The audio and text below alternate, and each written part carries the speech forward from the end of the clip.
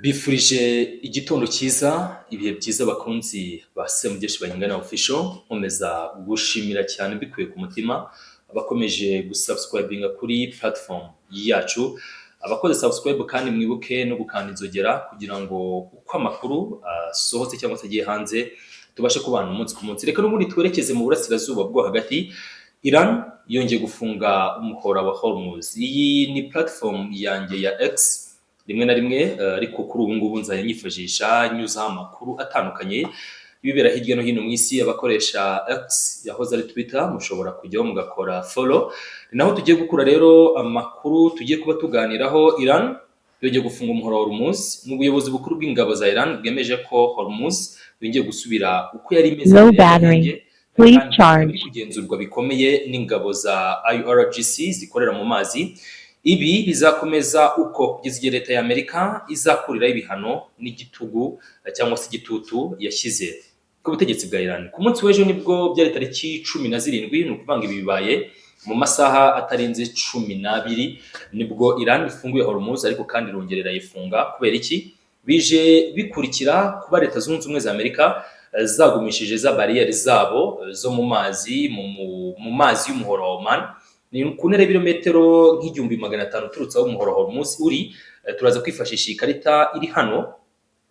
Uyu ni umuhora wa Hormuz ufite ubugari bwa kilometero 55 kuva hano ku coast kugera aha, ariko naga hose ari icyo bisobanuye. Ubwo bafashe average distance, kuko urabona ko ngaha ni hagufi, aha ni harehare, so it's average low battery. Please charge. Ubucuruzi nyirizina bubera muri kino kigobe cy'abaperse.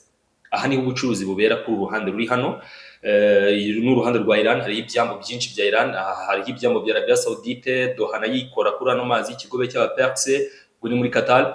Hariho wakomeje uzamuka haruguru hari za Bahrain n'ibindi bihugu byose bikora kuri kino, na Emirati z'Abarabu nazo zikora kuri kino kigobe cy'abaperse. Ubucuruzi bubera aha. Hanyuma ariko ubucuruzi nyine bukeneye iyi nzira, buno bunigo buri hano, kugira ngo nyine babashe kugera mu kigobe cya Oman bakomezemo. Aho naho habera ubucuruzi ariko butari bunini, ubucuruzi ugereranyije n'ubucuruzi bera mu kigobe cy'abaperse.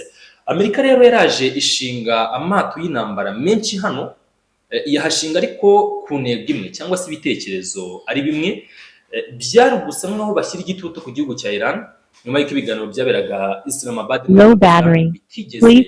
bigera ku musaruro, ariko kandi Pakistan cyangwa se Islamabad bakemeza ko ibiganiro ngo deal benda kwiclosing nabyo turabibona mu kanya, ariko abari muri ya masezerano bo muri rusange bakavuga indimi zitandukanye.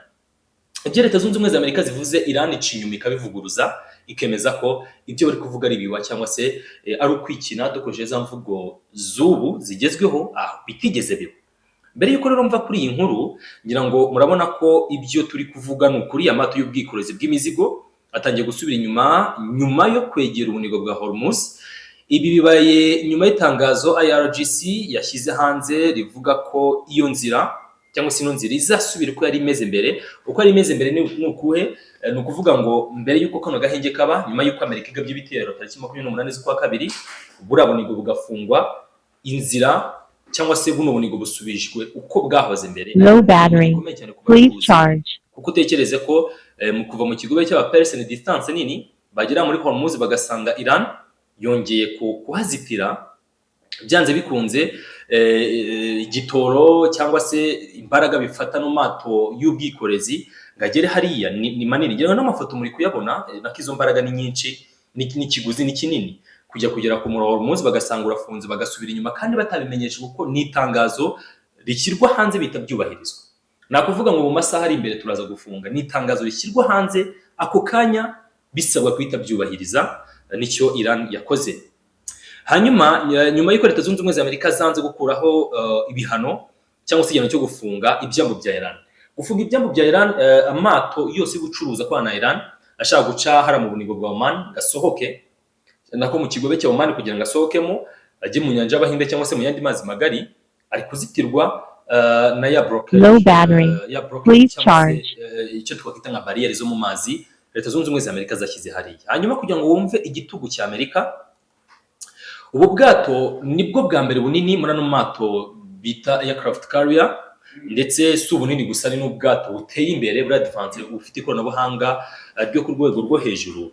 Ubu bwato bwa USS Gerald R. Ford bwinjiye mu burasirazuba bwo hagati, ubu tuvugana buri mu nyanja y'umutuku. Byumvikane ko buri kuhava n'ubundi bushaka kuganara mu burasirazuba bwo hagati. Ni inyanja y'umutuku, ariko n'ubundi Iran yari yakangishije ko ishobora gufunga yifashishije umutwe w'Abahutis wo muri Yemen, n'ubundi usanzwe ubwaye ibitero dushobora kwita sinzi n'ubundi bubyita ibitero bya kinyeshyamba, ariko Abahutis rimwe na rimwe bajya bagaba ibitero ku mato y'ubucuruzi ashobora gucara mu nyanja y'umutuku. Mbibutse ko inyanja y'umutuku nayo hacamo ubucuruzi buhagaze 11% by'iby'isi ishobora gukenera. Low battery. Please charge. Niba Amerika idakuyeho biriya bihano cyangwa se itagize ibindi ikora ariko bikubiye mu masezerano y'ubwumvikane impande zombi zari zemeranyije. So urumva ko muri rusange ni ibibazo aho Leta Zunze Ubumwe za Amerika ibyo ziri gukangisha Iran nayo iri guhindukira, nayo ikaba ifite ibindi iri buze kubwira Leta Zunze Ubumwe za Amerika. Hanyuma rero gufunga umuhoro wa Hormuz bisa nkaho n'ubundi bishingiye kutumvikana ku biganiro, ariko mu kanya gato Brits News yemeje ko cyangwa se abadiplomate muri Pakistan bari bemeje ko amasezerano hagati ya Iran ndetse na Leta Zunze Ubumwe za Amerika ngo yegereje amasezerano ari bugufi. Ariko kandi nyuma yo kwemeza ko ayo masezerano ari bugufi, Iran nibwo isi ivuga ko ifunze umuhoro wa Hormuz kugeza igihe Amerika noneho iribuze gukuriraho iriya bariyeri yabo yo mu mazi. Hanyuma hano Iran iti ariko twabihanangirije mwanga kumva. Hanyuma rero mwishimire ko Hormuz mutangire ko Hormuz tuyisubije uko yari ihari yahoze. Ubu tuvugana ifunze, reka turebe ko muri buze kwishimira ko ubucuruzi buri bwongere gutumbagira. Nyamara twari twamaze kubona icyo nakita nk'ingaruka nziza zo gufungura umuhoro wa Hormuz. Ugifungurwa amadolari 11 yahise ava ku kagunguru. Ubu tuvugana ku izo masaha y'igitondo cy'uyu munsi tariki 18 akagunguru k'ibikomoka cya crude oil, ni ukuvuga ngo ya mavuta taratunganywa neza kari kugura hafi, ariko amwe muri aya ngaya banatunganyije, by the way abatunganyije kari kugura amadolari 88 agatunganyije. Deja hari gucuruza crude oil ndetse no gucuruza ibyamaze gutunganywa. Ubwo petroli yamaze gutunganywa kuko petroli buriya nayo igira qualities. Hanyuma rero aka kagunguru iyi crude oil akenshi ikurwa hara mu burasirazuba bwo hagati ntabwo ibitunganyije, ibiri bugende ikabyazwamo ibindi bintu bigiye bitandukanye. Hari ubwo ikurwamo petrol izwi nka gasoline, ikurwamo diesel, kerosene, no gaze dutekesha yitwa LPG, kurwamo bino bita bitumen bikoreshwa mu mihanda, ubwo twabyita nk'amagodro by'umukara cyane biba bifashe. Hanyuma kandi akavamo n'ibindi bisukika bishobora gukurwamo plastic ndetse n'izindi chemicals. Iyi crude oil rero sofa yarageze ku madolari 88 mu gihe rivuye kuri 99. Uyu wari umusaruro wo kuba bafunguye Hormuz mu gihe kitageze ku masaha 24. Uyu muhora wongeye urafungwa muri rusange. So dukomeje rero n'aya makuru yacu hano, ngira ngo n'ubundi bimwe mu bishingiye mu biganiro kuri Hormuz, kuyivuga utavuze ibiganiro muri Pakistan, utavuze uruhare rwa Amerika, Iran, igihugu cy'Ubushinwa. Kimwe mu byo Leta Zunze Ubumwe za Amerika ziri gusaba igisirikare cy'igihugu cya Iran cyangwa se n'abadiplomate muri Iran, harimo n'ingingo yo gusaba ko ya uranium ibiro 440 yatunganyijwe cyangwa se imaze gukarishywa kugira ngo ibyare kirimbuzi bagomba kuyisenya cyangwa se bakayiha Amerika cyangwa se bagashaka kandi bayibitse. Amerika yigeze gupropoza, Uburusiya nabwo bwigeze gupropoza bavuga ko bushobora kubika cyangwa se kubitswa uranium ya Iran itunganyije. Ubushinwa rero nabwo bwinje mu ibyo bihugu. Ubushinwa buri mwihangana kubera ko Ubushinwa busa nkaho bwamaze gushyira mu bikorwa na Petro Yuan. Ngira ngo Ubuhinde ejo hari ubucuruzi bwakozwe hariya, Ubuhinde bwishyura mu mafaranga y'amayuan y'Amashinwa, bwishyura Iran mu mafaranga y'amayuan.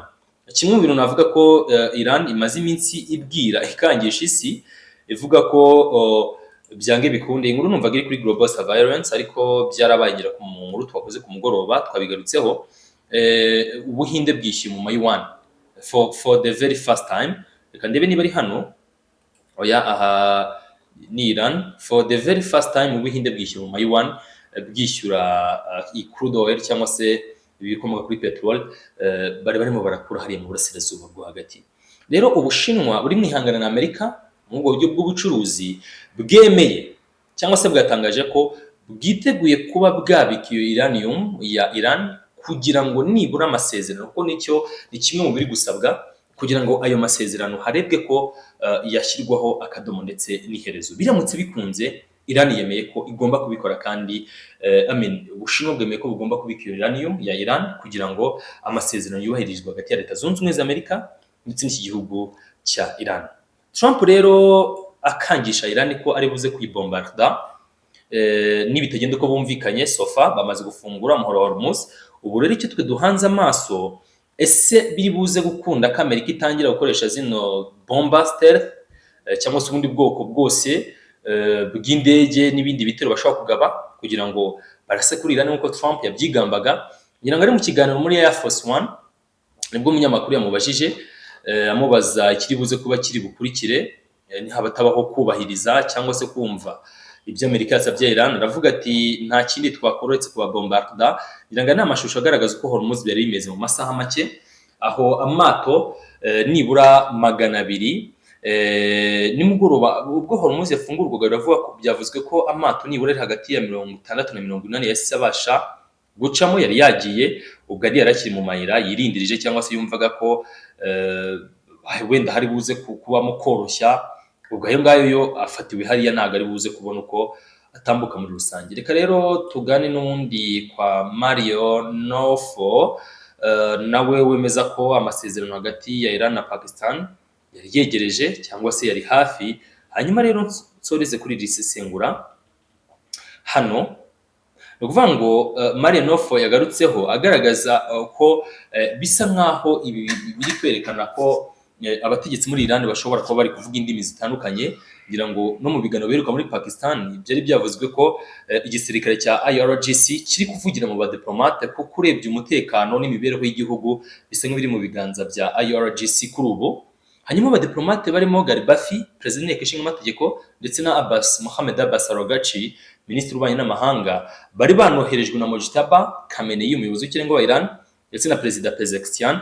Bisa nkaho habijemo kuvugirwamo kuko ibyo Amerika riri kudemandinga hari ingingo nk'enye Amerika yazanye ku meza itari kuzisaba ko ziganirwa. Ni ingingo Amerika yazanye yifuza ko izo ngingo zigomba kwitazubahirizwa zikashyirwa mu bikorwa. Icyambere, Iran yahise isabwa ko yagomba kutifungura Hormuz muri weekend ishize, bakiri mu biganiro bakiri muri Pakistan bagatanga itegeko uramoro bakawufungura.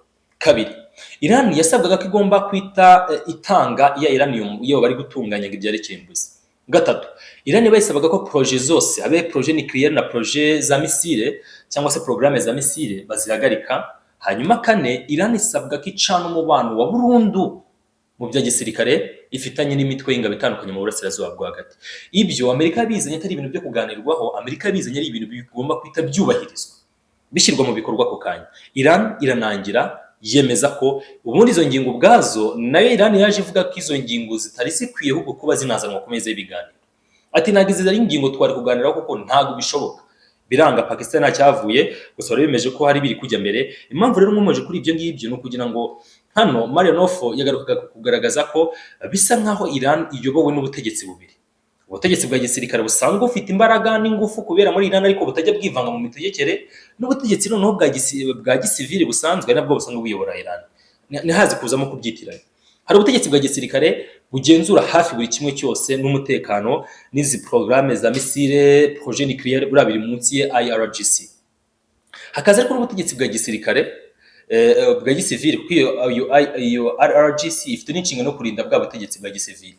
Hakaza n'ubutegetsi bwa gisivili ari nabwo nyine burinda igihugu cyose bukarinda n'ubwo butegetsi buri bose. Muri ibihe rero nk'ibi bidasanzwe, IRGC ni ifite mu maboko umutekano w'umukuru w'igihugu, umuyobozi w'ikirenga, bimwe mu bigo byabo bya nuclear n'ibindi bigo bya gisirikare n'ibindi byose bisa nkaho noneho byagarutse bikajya munsi y'ukwaha kwa IRGC. Ari nayo impamvu ibiganiro bya diplomasi bikozwe iriya IRGC itabifitemo ukuboko cyangwa se uruhare, ntabwo ari ibiganiro biri kugera ku ntego, kubera ko bo bari kugaragaza ko babona bihabanye na vision bafite yo kurinda igihugu.